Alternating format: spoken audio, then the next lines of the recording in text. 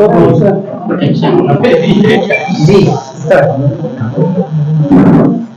13 तारीख बरोज पीर शाम में 7 बजे से रात 10 बजे तक महाराष्ट्र के राज्यसभा के मेंबर जनाब इमरान प्रताप गढ़ी साहब लोकसभा के प्रचार के लिए मालेगांव तशरीफ ला रहे हैं। और मैं समझता हूं कि हम लोगों का जो भी अभी तक के इलेक्शन प्रचार कैंपेन शुरू है शहर के अंदर, धीरे धीरे खामोश सब चल रहा है। अब वक्त तो कम है, इसके लिए हमने इमरान प्रताप गढ़ी साहब को और प्रियंका जी से भी हमने टाइम मांगा था। बहरहाल महाराष्ट्र का जो ये है चरणों, उसी के टाइम के अंदर 20 तारीख को यूपी के भी कुछ जगह के चुनाव है। इसके लिए प्रियंका जी का आना नामुमकिन है। आज भी मेरी उनसे बातचीत हुई, उन्होंने कहा कि यानी नहीं आ सकते क्योंकि मुझे आप यूपी छोड़कर नहीं जाना है, और कुछ दिल्ली वगैरह का भी उन्होंने जिक्र किया। तो मैं समझता हूं कि ये जो जलसा होने जा रहा है इमरान प्रताप गढ़ी साहब का, ये पीर के रोज रहेगा। और मैं समझता हूं कि मालेगांव शहर की तारीख के अंदर इससे बड़ा जलसा ना होगा नहीं। इतना बड़े हम लोगों ने प्रचार करे और लोगों के बीच में गए और लोगों में एक उत्साहित सा है, क्योंकि इमरान प्रताप गढ़ी साहब वो तो खुद एक अच्छे कवि है, शायर है, और उनकी वजह से एक भारी भरकम लोग जुड़ते हैं। हम लोगों का मकसद है मालेगांव शहर के अंदर वोट का परसेंटेज 70 से ऊपर होना चाहिए। और मैं समझता हूं कि अल्लाह की जात पे इतना भरोसा है कि इस वक्त तो पूरे मुल्क के हालात और खास तौर पे महाराष्ट्र के हालात इतने अच्छे हैं कि मैं समझता हूं 48 के अंदर 30 और 35 के बीच के अंदर सीटें आने का अनुमान लगाया जा रहा है। क्योंकि आज भी मेरी सुबह महाराष्ट्र के प्रभारी चन्नी थैला जी से भी बात हुई। हम लोग और वजाद मिर्जा साहब थे, हम लोगों ने बैठ के कम से कम 15-20 मिनट सुबह आराम से बैठ के सब चर्चा किया। तो सब ने यही कर 30 और 35 के बीच में अपनी महाविकास अघाड़ी की सीटें आ रही है। तो उसके लिए हम लोगों ने आपको यहाँ पर बुलाया कि पीर के रोज सलामताबाद चौक में शाम में 7 बजे से तो रात 10 बजे तक एक जलसा होने जा रहा है, जिसकी सदारत हमीद भाई लकड़ी वाले शिवसेना के प्रमुख है, वो उनकी सदारत के अंदर हम लोगों ने ये रखा है जलसा।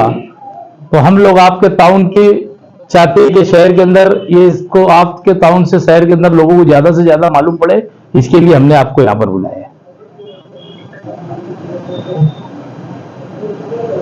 इमरान प्रताप गढ़ी से मतलब आ चुके हैं, उसके अलावा शहर में बातें चल रही है कि इनके अलावा कोई शहर आना चाहिए। 17 तारीख को आरिफ नसीम खान साहब और नाना पटोले साहब आने वाली है। असल में ये काम जो है, जो भी उम्मीदवार है इनका है किसको किसको यहां बुलाना है। शहर के अंदर पसंद होती है लोगों की। मैंने आज नाना से भी बात किया और आरिफ नसीम खान साहब को भी बोला, मतलब तुम 17 तारीख को हमको टाइम दो। असल में उनको लीडरों को अड़चन क्या है कि यहाँ वो हर शहर के अंदर मालेगांव छोड़ के सुबह में सभा होती है। मालेगांव एक शहर है, मैं समझता हूँ कि जहाँ रात में होती है। आप रात में जब वो यहाँ आते तो उनका हेलीकॉप्टर उड़ता है ना, हवाई जहाज उड़ता है, उनको रुक जाना पड़ता है उनको, इसके लिए वो दूसरी जगह जाते नहीं। तो मैंने बहुत उनसे रिक्वेस्ट किया, ये मेरे बुलाने के ऊपर यहाँ पर आ रहे। मैंने उनको लेटर दिया और ये किया इमरान प्रताप गढ़ी साहब को। नाना को भी आज जाकर नंदुरबार को रिक्वेस्ट किया कि साहब आप भी टाइम दीजिए। आरिफ नसीम खान साहब को भी मैंने बोला, क्योंकि पसंद ये शहर के अंदर ऐसा है, जो किसको पसंद करता है उसको बुलाए तो अच्छा रहता। हमने कन्हैया कुमार की भी मांग की थी और प्रियंका गांधी की, हम लोग ने 3 लोगों की मांग की थी। अब ये काम किसका है, जो उम्मीदवार है इसमें जोर लगाना चाहिए। जो बड़े लोग हैं उनके पार्टी के जो बड़े जिम्मेदार हैं उनको बोलना चाहिए कि भाई हम लोगों को ये हमको कैंपेन के लिए मालेगांव के अंदर होना। तो उन्होंने अभी तक के उनको तो ऐसे कि कभी यहाँ रहते थे कभी रहते, उन्होंने आज तक के मैं समझता कि मालेगांव के अंदर आप न्यूजन सब मिलकर लगा रहे, तो न्यूजन लगने की कोई लाइन दिख रही है ना। तो आपको याद है उन्होंने आजू बाजू में कल मीटिंग थी राधिका होटल के अंदर, वो आज से वहां का न्यूजन लगाना शुरू करे। तो 6 सब वाले हल्के उन्होंने असल में बहुत लेट टिकट डिक्लेयर किए, और टिकट लेट डिक्लेयर करने के बाद उन्होंने धुलिये का जो हल्का है पहले उधर कर लिए। उसके बाद अब वो मालेगांव के अंदर जो किए आपको करके पता आउटर में गए, कुछ दिन बागलान के अंदर थे वो। हम तो ये चाहते हैं यार, आप लोगों को भी मालूम अच्छी तरीके से मालेगांव के अंदर के जलसा जुलूस की जरूरत नहीं पड़ रही, बेदारी पैदा करने के लिए अपनों को बुलाना पड़ रहा है लोगों को कि बेदारी पैदा। और मैं तो आपके चैनल से ये अपील करूंगा मालेगांव शहर के लोगों से, उलमाए किराम से, कि अगर 20 तारीख को मालेगांव शहर के अंदर कारोबार बंद रखे तो उनका परसेंटेज अच्छा होगा, क्योंकि ऐसी भी मंदी का पीरियड है। अगर हो सकता है कि मेरी आवाज के ऊपर लब्बैक कहे और अपना कारोबार रखे, रूम बंद रहना चाहिए कम से कम। अगर रूम बंद रहेंगे तो वोट का परसेंटेज 80 तक के जा सकते हैं शहर का। जलसे के अंदर इंडिया अलायंस के लोग भी रहेंगे, मुकामी लोग नहीं, जिसका उसका जलसा जो अपना अपना अलग ले रहे। किसी का उन्होंने लिए थे, आसिफ भाई ने उनका लिए थे, मुस्तकीम भाई लेंगे, वो अपना अपना लेंगे, हम अपना अपना जलसा लेने वाले। ये अपने जब भी वही थी बात, अपने अपने सबने फाइनल कर लिए थे कि भाई अपना अपना जलसा लेंगे। तो इंडिया अलायंस के लोग हम तो साथ में, काम भी साथ में करेंगे, यादी साथ में बांटने वाले, हर पोलिंग बूथ के साथ में जाएंगे, सबके वर्कर मिलकर काम करेंगे। हमारी यही जद्दोजहद है। तो ऐसा नहीं लगता कि एक साथ कभी आ जाते थे सारे लीडरान, तो एक अच्छा पैगाम शहर से आता? कोई बात नहीं, आपके इससे मैं चैनल से कहना चाहूंगा कि भाई अगर आप बोलेंगे तो मैं उनको कल लेटर भी दूंगा सबको, भाई आओ 17 परसों के रोज का है वो प्रोग्राम के अंदर, दोनों पार्टी के लोगों को कहेंगे कि भाई आप लोग भी आ जाए, हम आपके बोलने के ऊपर लेटर देंगे। अगर ऐसी बात हुई तो इसके लिए कैसा उन्होंने जलसा लिए? हम तो छोटे बन के तैयार कर रहे थे, शादी तो हमारे घर है ना, हमको तो मेहमान नवाजी करना पड़ेगी ना। माजी में ऐसा हुआ है कि बड़े बड़े लीडरान जो है खासतौर से इस तरह के इलेक्शन में एक साथ एक प्लेटफॉर्म पर आए हैं, तो इस बार ऐसा मुमकिन क्यों नहीं हो पा रहा है? नहीं, मुमकिन असल में क्या है, हमारे बोलने के पहले यानी हमारे से जो अलहदा पार्टी के लोग जो अलायंस है उन्होंने ठहरा लिया था कि भाई हम हमारा स्टेज अलग लगाइए, तो उसकी गोंज हमारे तक आई तो नहीं बोल सके हम, उसके बारे में तो कोई सवाल नहीं आया। उन्होंने खुद कहा था, और उन्होंने उसकी मिसाल है कि उन्होंने एक जलसा ले चुकी, शेख आसिफ साहब ने एक जलसा ले चुकी, वो इंडिया अलायंस के अंदर है। अगर वो नहीं लेते और अगर ये सारी बातें होती तो हम तो कोई बात नहीं, हम तो एक प्लेटफॉर्म पे काम भी साथ में करने तैयार है, एक स्टेज के ऊपर भी आने तैयार है। हमको तो मालूम है कल हमको शेख आसिफ साहब के खिलाफ लड़ने का है, मुफ्ती इस्माइल के खिलाफ लड़ने का है, मुस्तकीम डिग्निटी के खिलाफ लड़ने का। आज मुल्क के अंदर हालात वैसे नहीं है, इसके लिए सबको मिलकर लड़ना है, यही हमारी सबसे गुजारिश है। और एक साथ हम लोग यही अपील करेंगे शहर के लोगों से, सब सियासी पार्टियों की, कि अपन लोगों को जो है ये सीट निकालना है। और मैं समझता हूँ अल्हम्दुलिल्लाह कि आज कहीं ना कहीं हालात टर्निंग लेते दिख रहे हैं। मीडिया की भी जबान बदली हो गई, जो ऊंची क्वालिटी के मीडिया है, जो बड़ी बड़ी दिल्ली से गली से सब तक चलाते हैं, उनकी भी जबान बदली होते कहीं ना कहीं दिख रही है।